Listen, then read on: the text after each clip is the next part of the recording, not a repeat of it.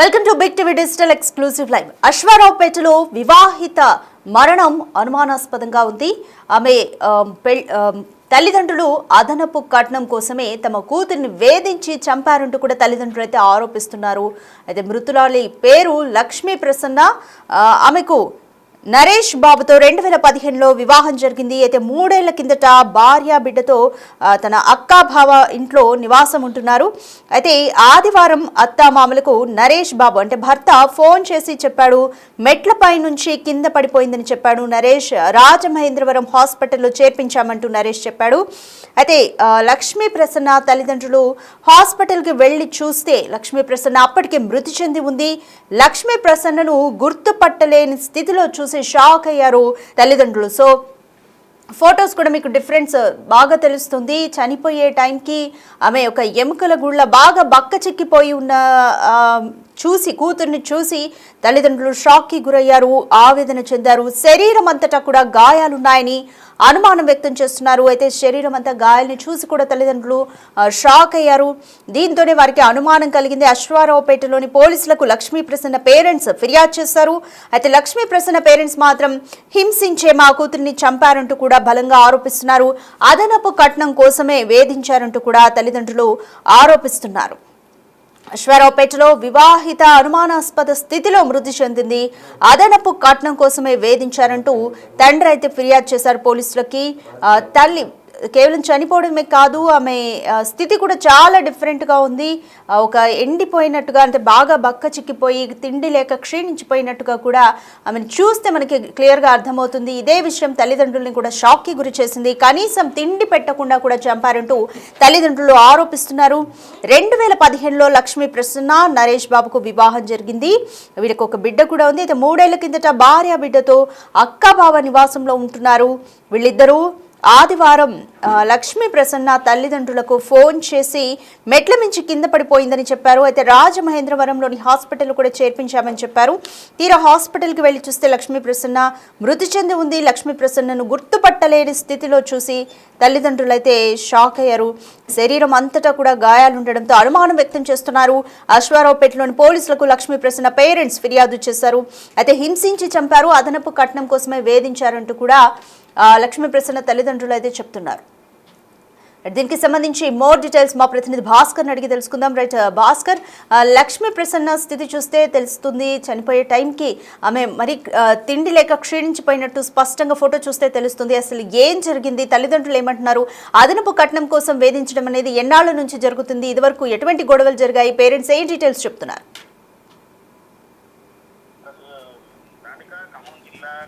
మండలం విశ్వనాథపురం గ్రామానికి చెందినటువంటి లక్ష్మీ ప్రసన్నకు అదే గ్రామానికి అదే మండలానికి చెందిన శాంతాన్ పేట చెందినటువంటి పూల నరేష్ కు 2015 సంవత్సరంలో పెద్దల సమక్షం వివాహం చేశారు. వీరికి ఒక పాప కూడా ఉంది. జన్మించిన అంటే వీళ్ళకి పెళ్ళైన తర్వాత కొన్నాళ్ళు సాఫీగానే సంసారం జరుగుతున్న నేపథ్యంలో ఒక పాప డెలివరీ అయిన తర్వాత మొత్తానికైతే ఆమెకు అనారోగ్య సమస్య ఉందంటూ లక్ష్మీ ప్రసన్నకు సంబంధించి వాళ్ళ తల్లిదండ్రులకు కూడా భర్త సమాచారం అందించారు. మరోవైపు అట్లా పెళ్ళైన తర్వాత 3 సంవత్సరాలు 8 సంవత్సరాల వరకు కూడా అత్తగారి ఇంట్లోనే వాళ్ళంతా నివాసం ఉన్నారు. ఇటీవల కాలం 3 సంవత్సరాల క్రితమే వాళ్ళంతా కూడా అశ్వరావుపేట వాళ్ళ అక్క వాళ్ళ ఇంట్లోకి నివాసాన్ని మకం మార్చారు. తర్వాత ఆమెకి ఇంకా అనారోగ్య సమస్యలు వినడంతో ఆ ఇరువురు ఒకవైపున అత్తగారి వైపున తర్వాత ఈ యొక్క బాధితుడు నరేష్ బాబు తరఫున ఒక కొద్దిగా స్వల్ప వివాదం చోటు చేస్తుంది. ఆనాటి నుంచి కూడా భార్యాభర్తలకు సంబంధించి అత్తగారితో మాట్లాడటం కూడా మానేశారనేది ఆ తల్లి బాధితురాలు తల్లి ఆరోపణ.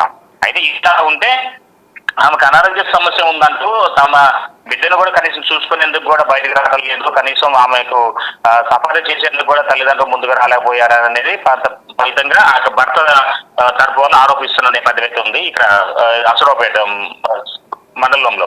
అయితే మొత్తానికైతే ఇదిలా ఉంటే మరోవైపు చూసుకుంటే మాత్రం ఇప్పటికే ఈ యొక్క నరేష్ అనే వ్యక్తి తన అత్తగారి యొక్క వ్యవహారాన్ని తెలుసుకుని ఆ ఇంట్లో వాళ్ళ నివాసం ఉన్న అక్క వాళ్ళ ఇంట్లో కూడా మొత్తానికైతే సీసీ కెమెరాలు కూడా ఏర్పాటు చేశారు. అసలు ఆ సీసీ కెమెరాలు కనుక ఓపెన్ చేస్తే అసలు నిజాలు బయటకు వచ్చే అవకాశం మెండుగా ఉంది. అయితే ఈ యొక్క మృతురాలు మాత్రం కాస్త ఆరోగ్య సమస్యలతో తనకున్న ఏకైక కూతురుపై కూడా చాలా సార్లు విపరీతమైన దాడి చేసినందుకు కూడా అక్కడ కథనాలు వినపడుతున్న నేపథ్యం అయితే ఉన్నది. అయితే ఇది ఇలా ఉంటే మరోవైపున మాత్రం తన బిడ్డకు 2 సంవత్సరాల నుంచి కూడా చక్కగా తల్లిదండ్రులతో అంటే కమ్యూనికేషన్ ఉంచకపోవడం, మరోవైపున ఆమెకు సకాలంలో తిండి పెట్టకుండా ఎండబెట్టారు. ఫలితంగానే తమ బిడ్డ నిశ్చయం లేక పడిపోయింది. మరోవైపున ఎముకలు గూడు లెక్క ఒక మృతదేహం ఉందంటూ కూడా తల్లిదండ్రులు కన్నీరు ముందురేతన ఘటన అయితే ఉంది. అయితే మృతురాలకు సంబంధించిన తల్లిదండ్రులు మాత్రం ఈ యొక్క భర్త నరేష్ తల్లిదండ్రులకు వాళ్ళ అత్తగారికి ఫోన్ చేసి పాపం తన భార్య మెట్టి వచ్చి కింద పడినట్టు సమాచారం అందించిండు. తర్వాత తాను తీరా వాళ్ళు హాస్పిటల్కి వెళ్ళిన తర్వాత చూస్తే ఆమె విగతా జీవిగా అంటే ఒక మరణం చెంది ఉంది కన్నీరు ముందేరే. తర్వాత వాళ్ళంతా కూడా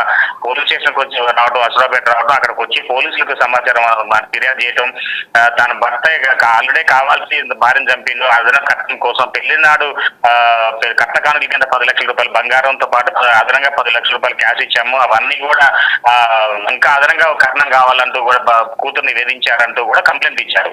మొత్తానికైతే ఇవన్నీ చూసుకుంటే మాకు వీళ్ళ వర్షం ఇలా ఉంటే భర్త మాత్రం తన భార్యకి అనారోగ్య సమస్య ఉన్నా సార్ నేను వెన్నాడుకున్నాను, నేను కాపాడుకున్నాను అంటూ అక్కడ ఉన్న వదంతులు వినపడుతుంది పరిస్థితి ఉంది. కానీ మరి కాసేపట్లో దీనికి సంబంధించి పూర్తి వివరాలు తెలిసే అవకాశం కూడా ఉన్నది. మొత్తం ఒకవైపున పోలీసులు కూడా సంప్రదించింది బిగ్ టీవీ, పోలీసులు కూడా కాస్త అందుబాటులో రావడం లేట్ అవుతుంది. మొత్తానికైతే ఏదేమైనా సరే మొత్తం ఈ ఘటనకు సంబంధించి ఒక 2-3 గంటల్లో ఒక క్లారిఫికేషన్ వచ్చే అవకాశం మెండుగా ఉంది రాధిక. రైట్ భాస్కర్, సో భర్త తన భార్య బిడ్డతో ఎందుకని అక్క ఇంట్లో నివాసం ఉండాల్సిన సిచ్యువేషన్ ఎందుకు వచ్చింది? అక్కడ అక్క ఇంటి చుట్టుపక్కల స్థానికులు కూడా వీరిద్దరి మధ్య గొడవలు ఏమన్నా అయ్యాయా? ఏ విధంగా భర్త కుటుంబం లక్ష్మీ ప్రసన్నని చూసుకునేదని చెప్తున్నారు? అత్తగారు లక్ష్మీ ప్రసన్న విషయంలో మాత్రం భర్త తప్పు లేదంటూ అక్కడ స్థానికులు చెప్తున్న వాయిస్ వినపడుతుంది రాధిక. మొత్తానికైతే అంటే అసరాపేట నియోజకవర్గం ఆ మండల కేంద్రంలోనే ఆమె వాళ్ళు అక్క వాళ్ళ ఇంట్లో నివాసం ఉంటున్నారు. అంటే కొన్ని సంవత్సరాల తర్వాత వాళ్ళు అత్తగారి ఇల్లు కల్లూరు దగ్గర నుంచి రావడం కూడా జరిగింది. అయితే వాళ్ళు 5 సంవత్సరాల పైగా అక్కడే నివాసం, వాళ్ళ అత్తగారి ఇంట్లో నివాసం ఉన్నారు. అక్కడ ఈమెకు అనారోగ్య సమస్యతో పాటుగా కొంచెం ఇరువురు మధ్య మొత్తం గ్యాప్ వచ్చింది. ఫలితంగా వాళ్ళంతా కూడా అక్క వాళ్ళ ఇంటి కాడికి వచ్చి ఏదో చిన్నపాటి వ్యాపారం చేసుకుంటూ తర్వాత ఆయన కొంచెం ఇంకా వాళ్ళు ఇరువురు మధ్య అంటే భార్య తరపు వాళ్ళ తరపున ఈ యొక్క నగేష్ తరపున కూడా వివాదం కాస్త జరగలేదన్నట్టు తెలుస్తుంది. అయినా కానీ తన భార్యను మాత్రం ఎక్కడ కూడా హింసించకుండానే తాను ఆయన మొత్తం కూడా అన్ని సఫర్లు చేసుకుంటూ చివరకు అత్తగారి యొక్క వైపు తరపున మెంటాలిటీ తెలుసుకొని మొత్తం కానీ మరి ముందస్తు జాగ్రత్తగానా లేకుంటే వ్యూహం ప్రకారం చేశారనేది పోలీసు దర్యాప్తుల్లో తేలాల్సింది ఉంది. మొత్తానికైతే ఆయన సీసీ కెమెరాలు కూడా ఆ ఇంటి చుట్టూ కూడా పెట్టడం, ఎందుకంటే ఎవరు వస్తున్నారు ఎవరు పోతారా, ఆమె ఏమైనా అవుతుందా లేకుంటే ఆమెకి ఎవరు ఇలాంటి ఇబ్బందులు ఏమైనా జరుగుతుందా, అనారోగ్య సమస్య వెన్నాడుతున్న తరుణంలోనే ముందస్తు జాగ్రత్త చేసిందా లేదా ఒక దృశ్యం సినిమా టైపు ఒక పథకం ప్రకారమే ఏర్పాటు చేసుకుని ఎట్లా చేసింది అనేది కూడా పోలీసుల దర్యాప్తులో అయితే వెల్లడించే అవకాశం ఉంది. కానీ అక్కడ అసరాపేటలో మాత్రం వాళ్ళ భార్య భర్తల మాత్రం తరచుగా గొడవలు అయితే జరిగేది లేవు అనేది అయితే స్పష్టంగా తెలుస్తుంది. కానీ పోలీసుల దర్యాప్తులో రంగ ప్రవేశం చేస్తే కానీ ఈ కథకు సుఖాంతం ఏర్పడే అవకాశం ఎందుగా ఉంది Radhika. Right, thank you Bhaskar. Right, అశ్వారావుపేటలో వివాహిత అనుమానాస్పద మరణం కలకలం రేపిందని చెప్పొచ్చు. అయితే లక్ష్మీ ప్రసన్నకు 2015లో నరేష్ బాబుతో వివాహమైంది. వీరికి ఒక బిడ్డ కూడా ఉన్నారు. అయితే భార్య బిడ్డతో కలిసి నరేష్ బాబు తన అక్క ఇంట్లో నివాసం ఉంటున్నారు.